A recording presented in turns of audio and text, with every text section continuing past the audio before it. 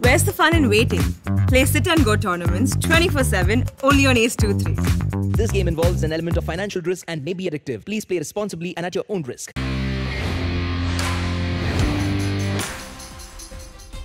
Aryan Khan case एक नया angle ले रहा है।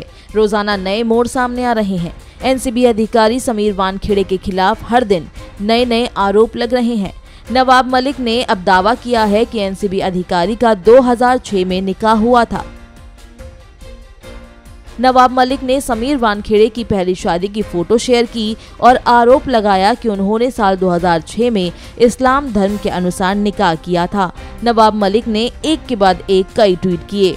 अपने पहले ट्वीट में नवाब मलिक ने लिखा, 7 दिसंबर 2006 गुरुवार को रात 8 बजे समीर दाऊद वानखेड़े और शबाना कुरैशी के बीच निकाह हुआ था। ये निकाह मुंबई के अंधेरी वेस्ट के लोखंडवाला कॉम्प्लेक्स में हुआ था। दूसरे ट्वीट में उन्होंने लिखा, निकाह में 33,000 रुपए मेहर के रूप में अदा की गई थी। इसमें गवाह नंबर 2 अजीज खान थे, जो समीर दाऊद वानखेड़े की बड़ी बहन यास्मीन दाऊद वानखेड़े के पति हैं। इसके साथ ही नवाब मलिक ने अपने तीसरे ट्वीट में एक फोटो भी शेयर की और दावा किया कि ये समीर वानखेड़े और शबाना कुरैशी की निकाह की तस्वीर है। उन्होंने फोटो के साथ लिखा, प्यारी जोड़ी की तस्वीर, समीर दाऊद वानखेड़े और डॉक्टर शबाना कुरैशी। इसके साथ ही उन्होंने एक मैरिज सर्टिफिकेट भी शेयर किया है और दावा किया है कि ये समीर वानखेड़े का निकाहनामा है। उन्होंने लिखा, ये है डॉक्टर शबाना कुरैशी के साथ समीर वानखेड़े की पहली शादी का निकाहनामा। मुंबई क्रूज ड्रग्स केस के बाद नारकोटिक्स कंट्रोल ब्यूरो के जोनल डायरेक्टर समीर वानखेड़े का नाम लगातार चर्चाओं में है। इस दौरान खुलासा हुआ है कि वानखेड़े के पिता को उनके पैतृक गांव में लोग दाऊद कहकर बुलाते थे। उनका गांव वाशिम जिले में पड़ता है। इसके बाद समीर वानखेड़े के पिता ने भी जवाब दिया। समीर वानखेड़े के पिता ज्ञानदेव वानखेड़े का कहना है कि उनका नाम ज्ञानदेव है और उनका दाऊद नाम से कोई लेना देना नहीं है। सारे आरोप झूठे हैं।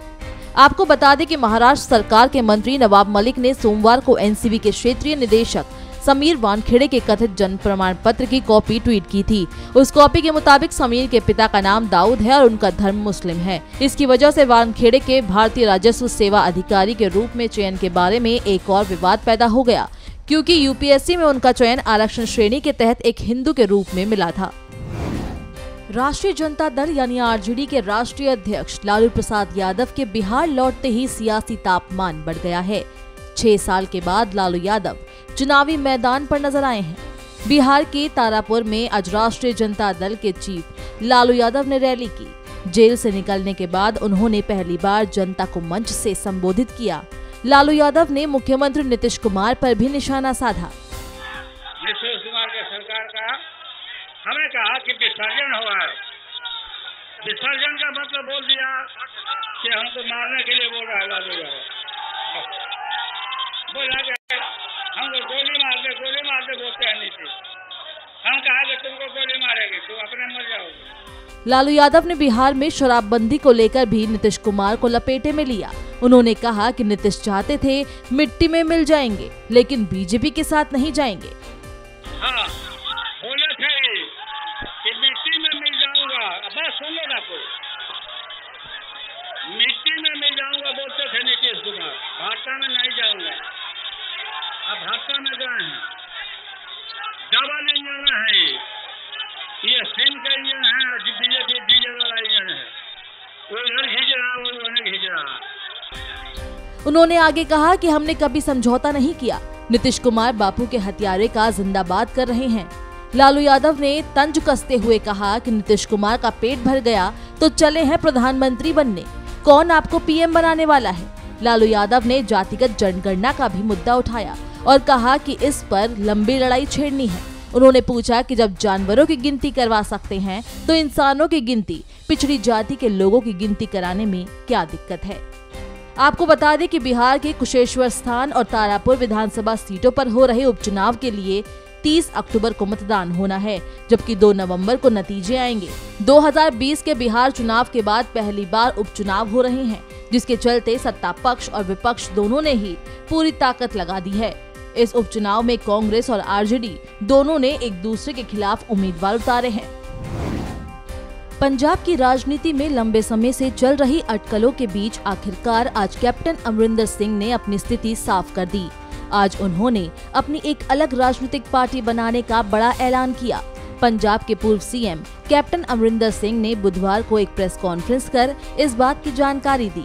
अमरिंदर सिंह ने कहा कि वो नई राजनीतिक पार्टी का गठन करने जा रहे हैं, जिसका नाम जल्द बताया जाएगा। इस दौरान उन्होंने सबसे पहले अपने कार्यकाल में हुए कामों की जानकारी दी। इसके साथ ही कैप्टन ने केंद्रीय कृषि कानूनों के मामले और किसान आंदोलन को समाप्त करने के लिए पहल करने की घोषणा भी की। उन्होंने कहा कि वो इसको लेकर कल केंद्रीय गृह मंत्री अमित शाह से मुलाकात करेंगे। कल वो 20-25 लोगों के साथ अमित शाह से मिलेंगे। कैप्टन अमरिंदर सिंह ने कहा कि वो केंद्रीय गृह मंत्री अमित शाह से मुलाकात करेंगे और अपने साथ एक शिष्टमंडल भी ले जाएंगे। पेट्रोल डीजल के दाम में बीते 2 दिनों से ब्रेक लगी हुई थी, लेकिन आज एक बार फिर तेल के दाम ने अपनी रफ्तार पकड़ ली है। आज पेट्रोलियम कंपनियों ने दिल्ली में पेट्रोल डीजल के दाम में 35 पैसे की बढ़ोतरी की है। अक्टूबर के महीने में 20वीं बार कीमतों में इजाफा हुआ है। दिल्ली में पेट्रोल 107 रुपए 94 पैसे प्रति लीटर और डीजल 96 रुपए 67 पैसे प्रति लीटर बिक रहा है। वहीं मुंबई की बात करें तो यहाँ पेट्रोल का दाम 113 रुपए 80 पैसे प्रति लीटर है और डीजल का दाम 104 रुपए 75 पैसे प्रति लीटर है। लखनऊ में पेट्रोल 104 रुपए 88 पैसे प्रति लीटर और डीजल 97 रुपए 13 पैसे प्रति लीटर के भाव पर बिक रहा है। चेन्नई में पेट्रोल 104 रुपए 83 पैसे प्रति लीटर और डीजल 100 रुपए 92 पैसे प्रति लीटर बिक रहा है। कोलकाता में पेट्रोल का दाम 108 रुपए 45 पैसे प्रति लीटर है और डीजल का दाम 99 रुपए 78 पैसे प्रति लीटर है। पश्चिम बंगाल के दक्षिण 24 परगना जिले में सोनारपुर म्युनिसिपैलिटी इलाके में 3 दिनों के लिए लॉकडाउन लगा दिया गया है। इस दौरान सिर्फ जरूरी सेवाओं को ही छूट रहेगी। दुर्गा पूजा के बाद से बंगाल में कोरोना के मामलों में एक बार फिर से बढ़ोतरी देखी गई है। आईसीएमआर की ओर से बंगाल सरकार ने कोरोना के बढ़ते मामलों पर चिंता जताते हुए चिट्ठी लिखी है। इस चिट्ठी में आईसीएमआर ने कहा है कि दुर्गा पूजा के बाद कोलकाता में कोरोना के मामलों में 25% की बढ़ोतरी हुई है। कोलकाता के अलावा बाकी दूसरे जिलों में भी कोविड के मामले बढ़ने लगे हैं।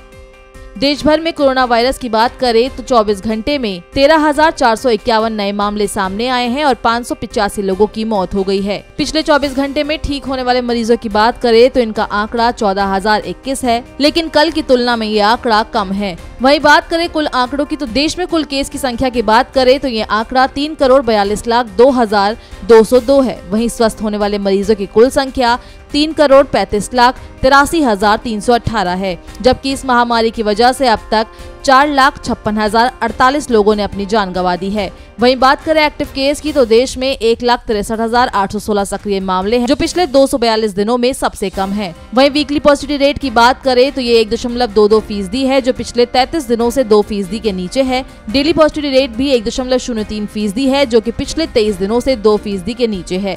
वहीं बात करें रिकवरी रेट की तो रिकवरी रेट 98.19% है, जो मार्च 2020 के बाद से सबसे ज्यादा है। कोरोना से बचाव के लिए देश में तेजी से वैक्सीनेशन अभियान चलाया जा रहा है। अब तक देश में 103,53,25,570 लोगों को वैक्सीन लग चुकी है।